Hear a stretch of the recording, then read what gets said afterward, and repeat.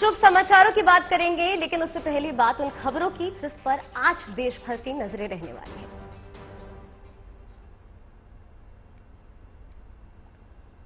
आज से कांग्रेस की भारत जोड़ो यात्रा शुरू हो रही है। ये यात्रा कन्याकुमारी से कश्मीर तक होगी। 3500 किलोमीटर की है यात्रा 12 राज्यों और 2 केंद्र शासित प्रदेशों तक जाएगी।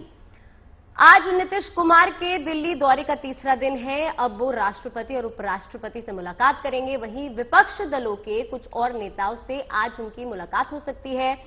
आज असली शिवसेना पर दावे की कोर्ट परीक्षा भी है। 23 अगस्त को सुप्रीम कोर्ट में मामला संविधान पीठ को ट्रांसफर कर दिया गया था, जिसके बाद दोनों पक्षों ने कोर्ट से तत्काल सुनवाई की गुहार लगाई थी। उधर ब्रिटेन को नया पीएम मिल गया है। लिज ट्रस ने ब्रिटेन के नए पीएम पद की शपथ ले ली है। अब नजरें उन वादों पर जिन्हें लिज ट्रस ने पूरा करने का वचन जनता को दिया था। वहीं ब्रिटिश पीएम लिज ट्रस ने अपनी कैबिनेट में सुएला ब्रेवरमैन को जगह दे दी है। वो भारतवंशी हैं और अब वो ब्रिटेन की गृह मंत्री का पद संभालने जा रही हैं। वहीं पॉप सिंगर जस्टिन बीबर के फैंस के लिए एक बड़ी खबर आ रही है। उनके सभी दौरों को रद्द कर दिया गया है। ये सारे दौरे स्वास्थ्य वजहों से रद्द कर दिए गए हैं। तो ये 6 बड़ी खबरें हैं जिन पर आज हमारी नजरें रहने वाली हैं। आपकी टीवी स्क्रीन पर आप देख सकते हैं, चाहे राजनीति से जुड़ी हो या फिर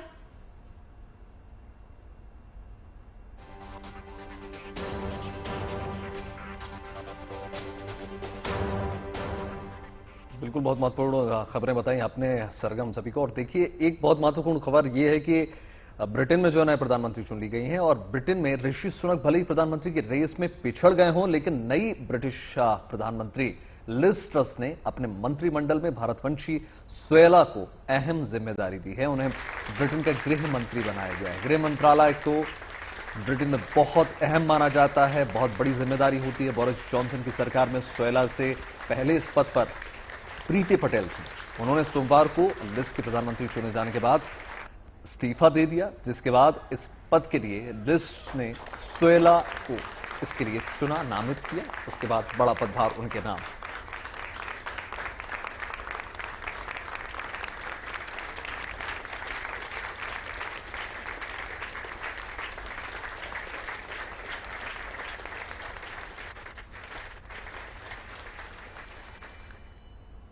भारतवंशी ऋषि सुनक भले ही ब्रिटेन के प्रधानमंत्री नहीं बन सके, लेकिन नई पीएम लिज ट्रस ने भारतीय मूल की सुएला ब्रेवरमैन को अपने कैबिनेट में शामिल करके अहम जिम्मेदारी दे दी है। चलिए आपको बताते हैं कि कौन है सुएला।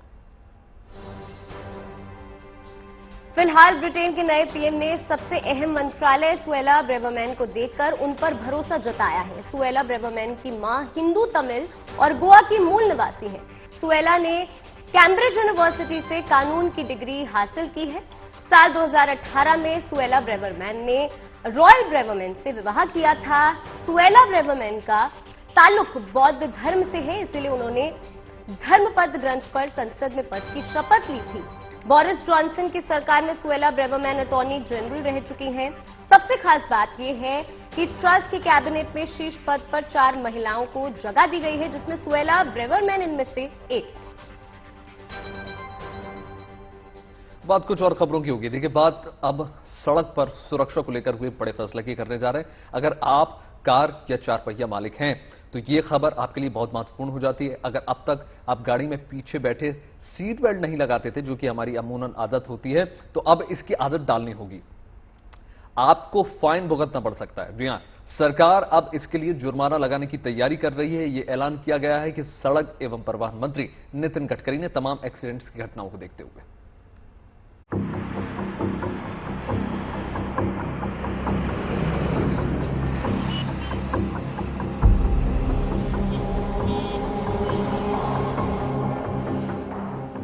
अगर आप कार चलाते हैं तो ये खबर आपके लिए बेहद जरूरी है। अब तक आपने फ्रंट सीट पर ड्राइवर और को ड्राइवर को सीट बेल्ट लगाते देखा होगा। नियम भी यही है, लेकिन अब ये नियम गुजरे दिनों की बात होगी, बल्कि अब पीछे की सीट पर बैठने वालों को भी सीट बेल्ट लगानी होगी। ये ऐलान खुद केंद्रीय परिवहन मंत्री नितिन गडकरी ने किया है।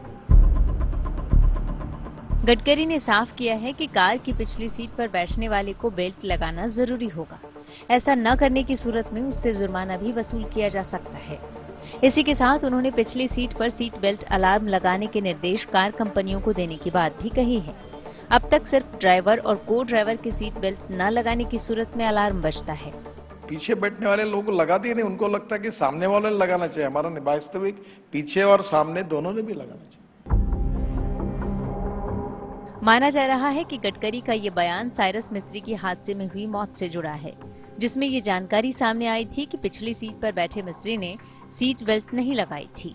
हालांकि अपने बयान में गडकरी ने साफ किया है कि उनका मकसद जुर्माना लेना नहीं बल्कि जागरूक करना है, साथ ही सड़क हादसों को 2024 तक 50% कम करना है। गडकरी ने एयरबैग को लेकर भी साफ किया है कि पिछली सीट के मुसाफिरों के लिए भी एयरबैग जरूरी है। इससे गाड़ी की लागत में कोई खास फर्क नहीं पड़ने वाला है। वैसे भी देश में जनवरी 2022 से 8 सीटर की गाड़ी में 6 एयरबैग जरूरी कर दिए गए हैं। गडकरी ने साफ किया कि डिमांड बढ़ने के साथ ही एयरबैग्स की कीमत में कमी आना लाजमी है। सेम कंपनी जब अपनी कार एक्सपोर्ट करती है इंडिया से, तब 6 एयरबैग लगाती है और हमारे यहाँ तैयार करती तो 4 लगाती है। क्या हमारे गरीब लोगों की जान की कोई कीमत नहीं है? ये एयरबैग्स की टेक्नोलॉजी में जो मैन्युफैक्चरर है उनको मैंने बुलाया और पहले मुझे पता चला कि इससे कॉस्ट कितनी बढ़ती है। कितनी बढ़ती है? कुछ नहीं एक्चुअली अगर वो नंबर बढ़ेगा तो ये 4-6 जो है, ये एक एयरबैग की कीमत 900 रुपए के अंदर आएगी। इसी के साथ गडकरी ने ये भी साफ किया है कि अगर किसी सड़क पर रोजाना 20,000 से ज्यादा कारें निकलती हों तो फिर उसे 6 लेन बनाए जाने की जरूरत है। सोमवार को सड़क हादसे में टाटा सन्स के पूर्व चेयरमैन साइरस मिस्त्री की मौत के बाद अहमदाबाद मुंबई हाईवे पर ट्रैफिक का दबाव ज्यादा होने की बात मानी थी। Bureau report, good news today.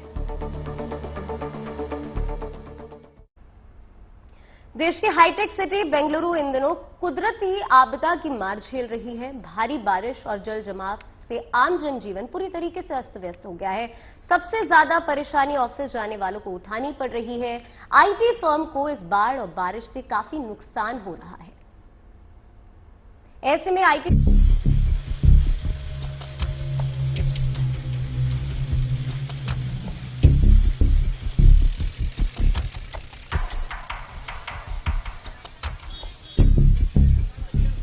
IT hub के नाम से मशहूर बेंगलुरु शहर पर आसमान से कहर कुछ ऐसा बरपा है कि आईटी पेशेवरों को भी ऑफिस जाने के लिए ट्रैक्टर की सवारी करनी पड़ रही है। आईटी कंपनियों के कर्मचारियों के ट्रैक्टर से दफ्तर पहुंचने की तस्वीर ने पूरे देश का ध्यान बेंगलुरु की ओर खींचा। देखने सुनने में तो ये अजीब लग सकता है, लेकिन बीते कुछ दिनों से सिलिकॉन सिटी की हकीकत यही बन गई है। पूरा शहर ही मानो ट्रैक्टर के 4 पहियों पर सवार हो गया है। बेंगलुरु के ज्यादातर इलाकों में इन दिनों लोगों के आने जाने का जरिया ट्रैक्टर बन गया है। नौबत तो सड़कों पर नाव चलने की भी आ गई है। डिवीजन भी इधर है, वो भी पूरा पानी भरा हुआ है। 48 आवर्स से पहले थोड़ा और ज्यादा था, 3 फीट या 2.5 फीट पानी था। अभी कम हुआ है बारिश भी, और वाटर भी ड्रेन हो रहा है। अभी जो स्ट्रॉम वाटर ड्रेन्स होते हैं, तो main arterial drainage system of Bengaluru, उसमें पानी को निकाला जा रहा है और इसको पूरा क्लीन करने के लिए बीबीएमपी को शायद और 3 दिन लगेगा। ट्रैक्टर्स भी आप देख सकते हैं कैसे टू एंड फ्रो ट्रिप कर रहे हैं, मतलब मेन गेट से मेन रोड से गेट तक और गेट से मेन रोड तक।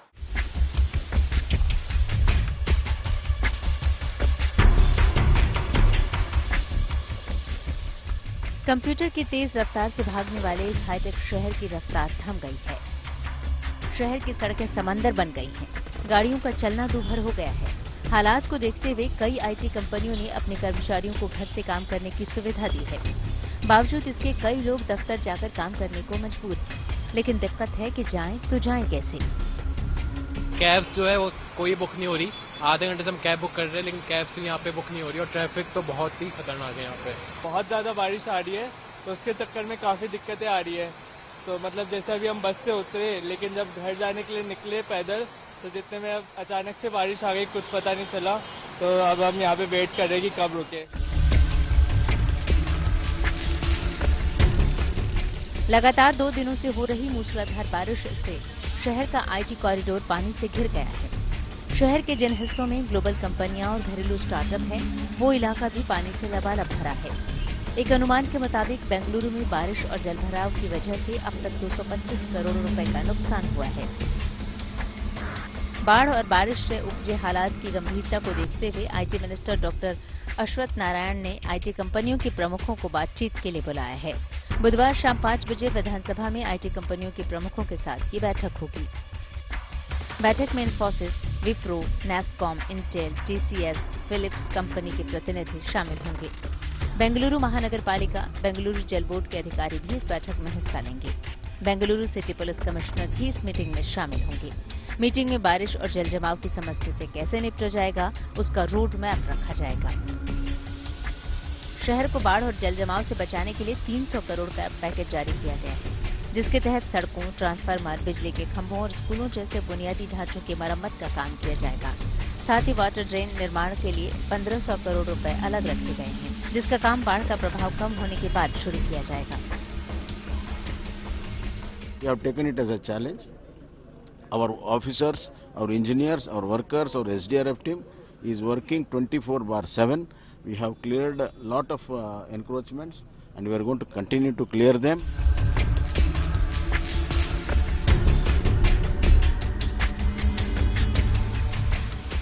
मौसम विभाग के मुताबिक अगले 3 दिनों तक कर्नाटक में मूसलाधार बारिश होने की संभावना है, जबकि कुछ जगहों पर गरज के साथ मध्यम बारिश हो सकती है, जिसे देखते हुए सरकारी एजेंसियों को अलर्ट पर रखा गया है और हालात से निपटने के लिए एक कंट्रोल रूम भी बनाया गया है।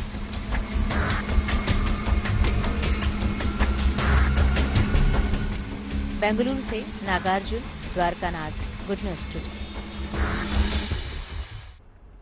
और उसके बाद अब वो खबर जो आपके चेहरे पर मुस्कान ला देगी। पश्चिम बंगाल के हुगली की रहने वाली एक युवती ने सोने का रिकॉर्ड बनाया। जी हां, सोने का रिकॉर्ड। वो 100 दिन लगातार 9 घंटे की नींद पूरी करके उन्होंने कीर्तिमान अपने नाम कर लिया और इनाम के रूप में उनको 6 लाख रुपए भी दिए गए। देश भर के 4.5 लाख लोगों को पछाड़ते हुए इस युवती ने अच्छी नींद पूरी करके ये रिकॉर्ड अपने नाम कर लिया। पूरी रिपोर्ट देखिए। अगर आपको नींद पूरी करने या फिर सोने के लिए इनाम मिले तो इससे अच्छी खबर भला क्या हो सकती है। इनसे मिलिए, ये है त्रिपर्णा। इन्हें अच्छी नींद के लिए 1-2 लाख नहीं, पूरे 6 लाख रुपए इनाम के तौर पर मिले हैं। त्रिपर्णा पश्चिम बंगाल के हुगली की रहने वाली हैं। त्रिपर्णा बताती हैं कि जब ऑनलाइन वेबसाइट के माध्यम से उन्हें ये पता चला कि इस तरह की प्रतियोगिता ऑल इंडिया लेवल पर आयोजित की जा रही है, तो उन्होंने इस प्रतियोगिता में हिस्सा लेने के लिए आवेदन कर दिया।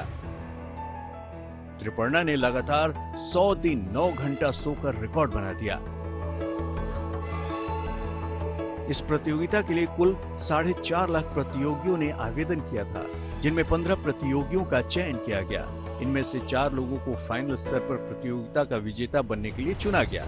सभी को पछाड़ते हुए त्रिपर्णा ने सर्वश्रेष्ठ नींद में सोने का खिताब जीता है। हर कोई चाहता है कि थकान से थोड़ा आराम मिले और अच्छी नींद से शरीर तरोताजा हो, लेकिन भरपूर नींद लेने के अगर 6 लाख रुपए भी मिले तो इससे बड़ी गुड न्यूज भला और क्या हो सकती है। हुगली से भोलानाथ साहा के साथ bureau report, good news today. आपको दिखाते हैं हैदराबाद में बने एक अनूठे गणपति पंडाल की झलक। हैदराबाद में ऐसा गणपति पंडाल बना है जिसको देखकर आपको हॉलीवुड की याद आ जाएगी। देखिए क्या खास है इस गणपति पंडाल में।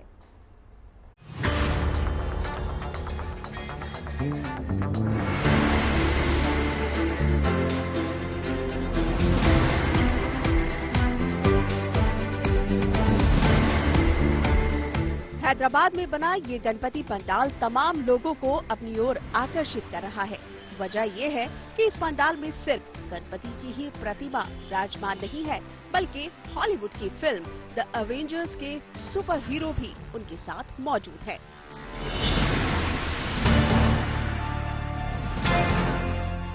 अवेंजर्स सुपर हीरो थीम पर सबसे अलग दिखने वाले इस पंडाल का निर्माण दिलचस्प तो है ही, इसके पीछे मकसद भी बेहद खास है। हमारा मोटिवेशन इस साल ये है कि जैसे सुपर हीरोज अपने कंट्रीज को सेव करते हैं उनके मूवीज में, वैसे ही हमारे गणेश महाराज भी हमारे जिंदगी में हमें बहुत कुछ देते हैं और हमें बहुत कुछ सिखा के जाते हैं। उस चीज को हमारे लोग जो भूलते जा रहे हैं उसे नहीं भूलना चाहिए और इस ओकेशन को, इस ट्रेडिशन को और ज़्यादा प्यार दे और ज़्यादा यूनिटी से इसे सेलिब्रेट करे, यही हम लोगों का मोटिव है। इस पंडाल में गणपति के अगल बगल आयरन मैन, हल्क, थॉर और कैप्टन अमेरिका जैसे एवेंजर्स के प्रमुख किरदारों की मूर्तियां लगाई गई है, ताकि बच्चे खास तौर से आकर्षित हों। बच्चे तो बच्चे, बड़े भी यहाँ नए तरीके से बने गणपति पंडाल की खूब सराहना कर रहे हैं। बहुत अच्छे अच्छे गणेश पंडाल बनाते हैं, डेकोरेशन बहुत अच्छा रहता है इनका, बहुत अच्छा प्रोग्राम बनाते हैं, बहुत अच्छा कार्यक्रम करते हैं लोग। बहुत अच्छा लगता है वैरायटी गणेश जी देखने के लिए मेरे को। बहुत मतलब यहाँ पे एवरी ईयर आए तो इतना अच्छा लगता है कि एवरी ईयर बहुत अच्छा सा मेरे को गणेश जी देखने के लिए मिलता है यहाँ पे। मैं अभी 2013 से यहाँ आता हूँ।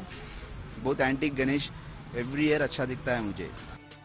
हैदराबाद के इस इलाके में 10 साल से गणपति पूजा का आयोजन किया जा रहा है। हर साल यहाँ नए नए किस्म के पंडाल बनाए जाते हैं, जिसे देखने दूर दूर से लोग यहाँ आते हैं। इस बार भी आयोजकों की ये कोशिश रंग ला रही है और इस अनूठे पंडाल की चर्चा चारों ओर हो रही है। Bureau report, good news today. देखिए, वीडियो और तस्वीरों में ज्यादातर आपने हाथियों को जंगल में घूमते फिरते सफारी करते हुए देखा होगा, सड़कों पर भटक कर आते या फिर नदियों में नहाते और चिड़ियाघरों में देखा होगा। लेकिन क्या आपने कभी हाथियों को किसी बिल्डिंग के अंदर घूमते हुए देखा है? जलपाईगुड़ी आर्मी अस्पताल में ऐसा ही नजारा देखने को मिला। भारतीय वन सेना के अधिकारी सुशांत नंदा ने अस्पताल की कुछ फोटो शेयर की, जिसमें कुछ जंगली हाथियों को अस्पताल की गैलरी में बाकायदा टहलते हुए नजर आ रहे हैं। और तस्वीरों में से एक तस्वीर में आर्मी अस्पताल के अंदर बरामदे में 2 हाथियों को खड़े देखा जा सकता है, साफ तौर पर देखिए तस्वीरें।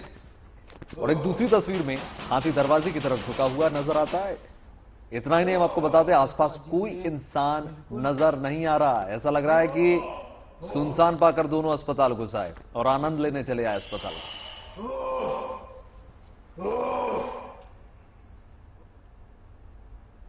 कोरोना के खिलाफ लड़ाई में भारत को बड़ा बूस्ट मिला है। देश को पहली नेजल वैक्सीन मिल गई है। डीसीजीआई ने भारत बायोटेक की बनाई नेजल वैक्सीन के इमरजेंसी इस्तेमाल की मंजूरी दे दी है।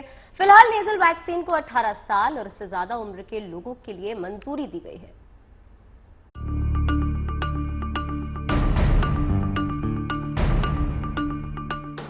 कोरोना के खिलाफ जंग में देश को एक बड़ा कारगर हथियार मिला है।